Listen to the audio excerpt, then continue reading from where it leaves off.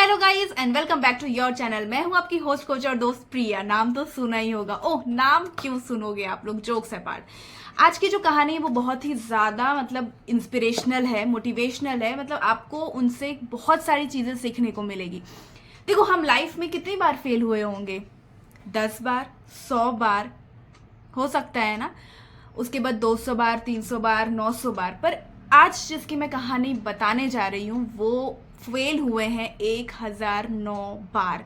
आपको पता है 1009 बार में अगर हमें हर कहीं से रिजेक्शन मिल रहा है, हम लोग एक रिजेक्शन से ही इतने हताश हो जाते हैं कि हम 1000 क्या 100 तक में भी नहीं पहुंच पाते हैं। हम सेकेंड टाइम ही रुक जाते हैं कि नहीं भाई, मुझे वहां से रिजेक्शन मिला है, मुझे इतनी बेइज्जती सहने को मिली है, मैं ये काम नहीं करूंगा। तो अगर आप भी ऐसा सोचते हो तो ये कहानी सिर्फ आपके लिए है। कुछ स्टार्ट करने जा रहे हो तो रिजेक्शन तो मिलेगा ही भाई। बड़े बड़े लोगों को रिजेक्शन मिल रहा है। यहाँ तो हम मोदी को आज भी लोग गाली दे रहे हैं, है ना। तो आज की कहानी है केएफसी ओनर, जो आपने बहुत ज़्यादा सुना होगा। जो नॉनवेज हैं, जो वेज हैं, उन्होंने भी आउटलेट्स देखे होंगे केएफसी के।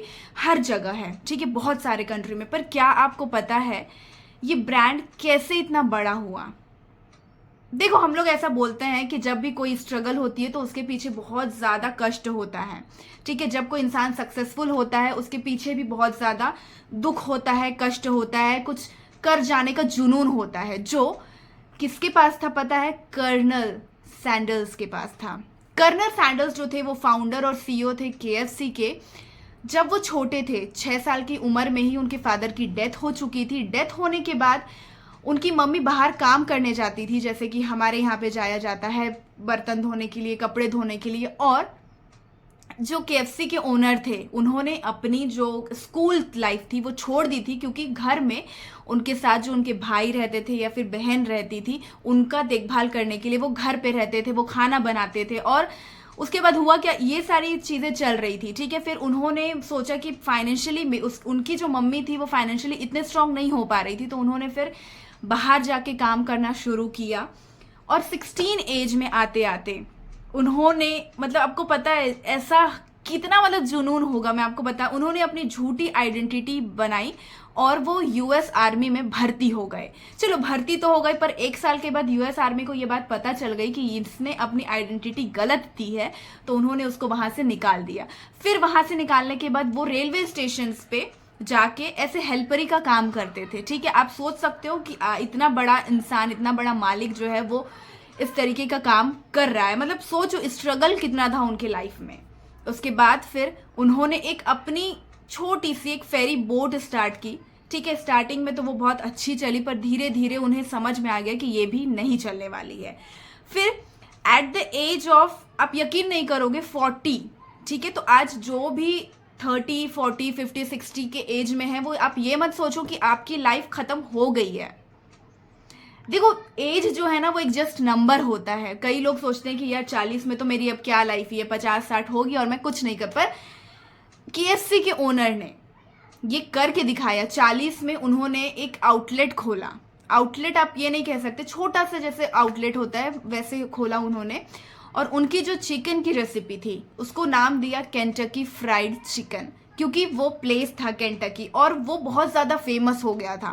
फेमस होने के बाद अब वो जब लोगों के पास जाते थे कि भाई मेरी रेसिपी आप लीजिए, मेरा फ्रेंचाइजी लीजिए, तो उनको बहुत लोग, उनके खुद के जो खास फ्रेंड थे ना, जो भी बहुत ज़्यादा बिजनेस में बड़े थे, उन्होंने भी क्या किया था, रिजेक्ट कर दिया था। तो आप सोच सकते हो कि जब अपना दोस्त रिजेक्ट करता है तो उनको कितनी ज़्यादा तकलीफ हुई होगी कि अगर दोस्त रिजेक्ट कर सकता है तो भाई हमारे जो दुनिया है वो कैसे मुझे एक्सेप्ट करेगी।